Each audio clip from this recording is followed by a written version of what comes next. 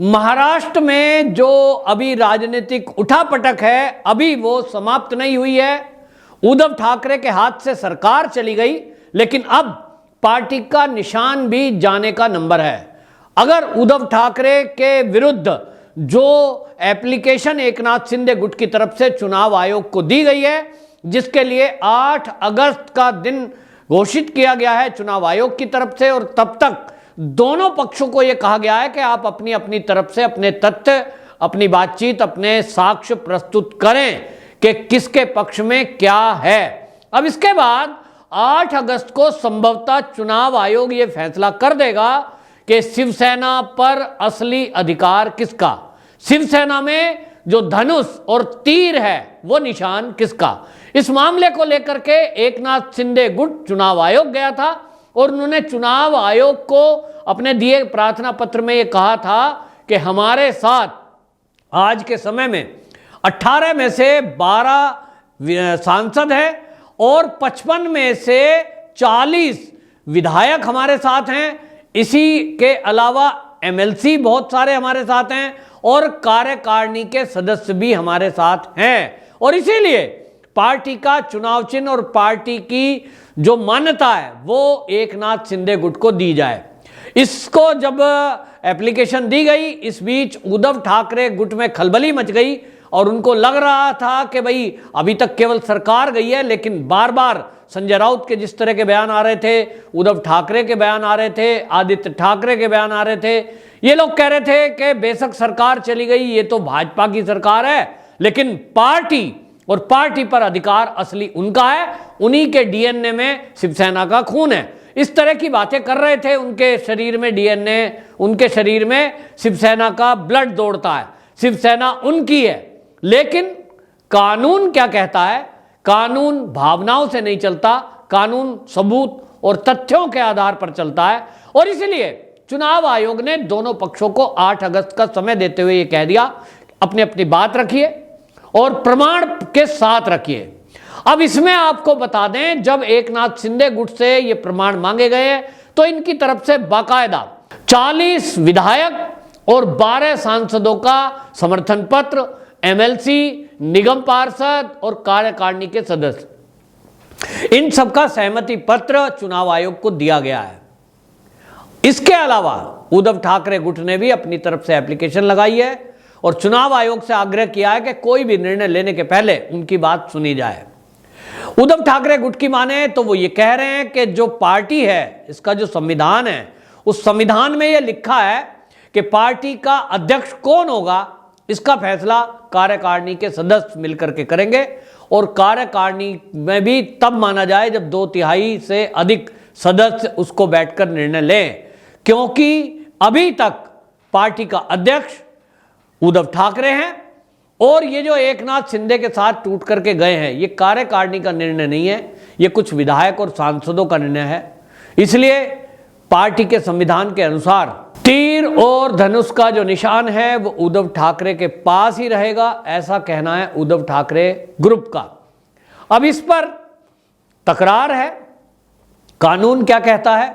ये बताया जाएगा। हालांकि अब ये एकनाथ शिंदे गुट से जब ये कहा गया कि उद्धव ठाकरे की तरफ से एक एप्लीकेशन लगाई गई है जिसमें लिखा गया है कि कार्यकारिणी तय करती है, शिवसेना का संविधान ये कहता है, तो एकनाथ शिंदे ने यह दावा किया है कि जो कार्यकारिणी में महत्वपूर्ण पद हैं वो उनके पक्ष में है, उनके साथ हैं, और जब ये जरूरत पड़ेगी इसको वो सिद्ध कर देंगे। और पार्टी में संविधान और निशान, इसका फैसला चुनाव आयोग को करना है। पार्टी का अंदरूनी संविधान क्या कहता है ये अलग बात है, लेकिन चुनाव आयोग का जो कानून है वो क्या कहता है, ये 2 अलग अलग विषय हैं। इसको लेकर एकनाथ जो शिंदे गुट है उनका कहना है कि चुनाव आयोग को ये निर्णय करना है, क्योंकि जो निशान का आवंटन है पार्टियों को वो चुनाव आयोग करता है, पार्टी केवल डिमांड करती है। चुनाव आयोग ये देखता है कि इनकी पार्टी ने ये निशान मांगा है, इस पे दावेदारी किस प्रकार बनती है, इसका निर्णय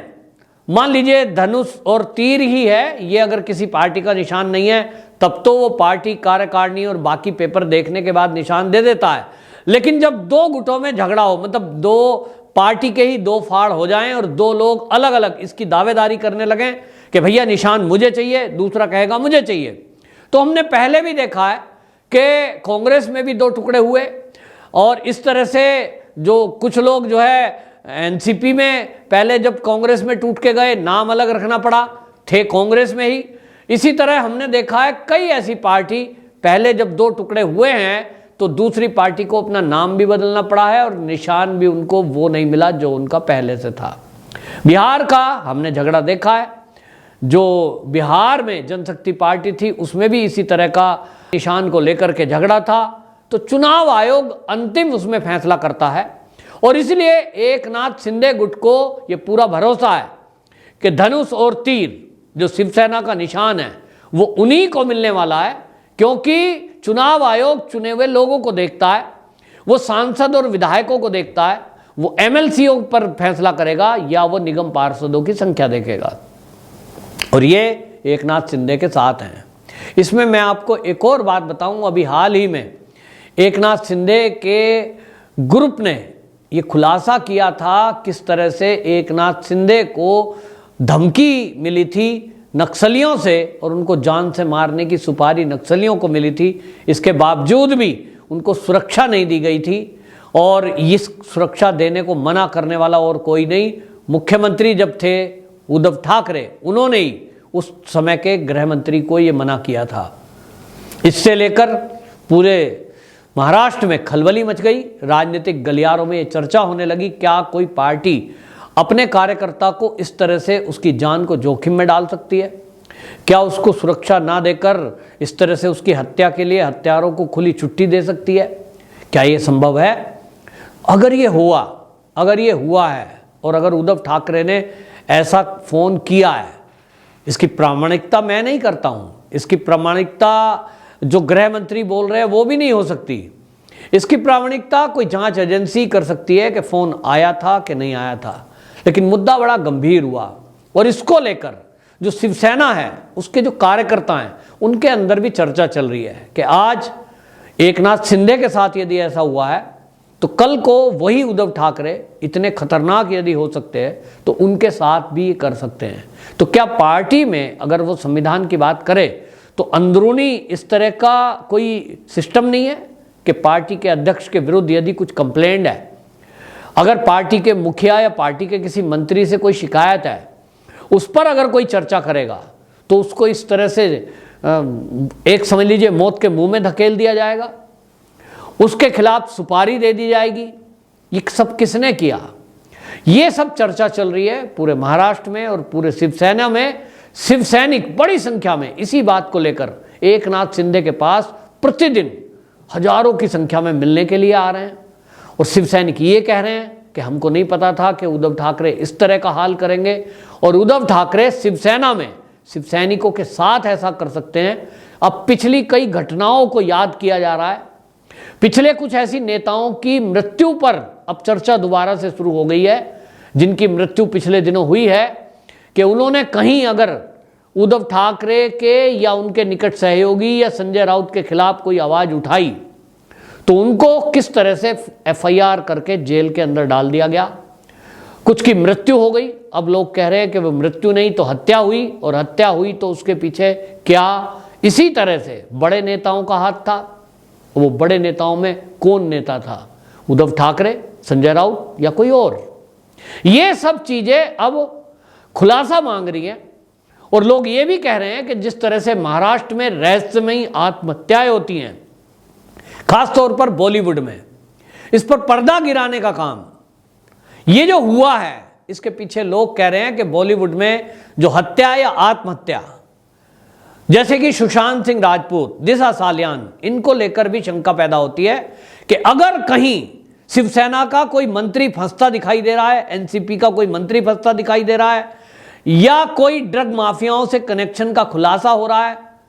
तो अचानक एक आत्महत्या हो जाती है और पता लगता है कि बिल्डिंग से कूदकर किसी ने आत्महत्या कर ली। लगभग एक तरह का ट्रेंड। तो इन सबको लेकर चर्चा है, सबको उम्मीद एकनाथ शिंदे से है और सब चाहते हैं कि एकनाथ शिंदे जिस तरह से मुख्यमंत्री बने, ये सारे झगड़े झंझट से अलग हो जाएं और ये क्लियर हो जाए कि शिवसेना पर सबसे बड़ा अधिकार किसका और तीर और धनुष निशान किसका, इसके बाद लगता है एकनाथ शिंदे पूरी पावर के साथ, पूरी ताकत के साथ बीजेपी के साथ मिलकर ऐसे भ्रष्ट और अपराधी किस्म के लोगों के खिलाफ कार्रवाई करेंगे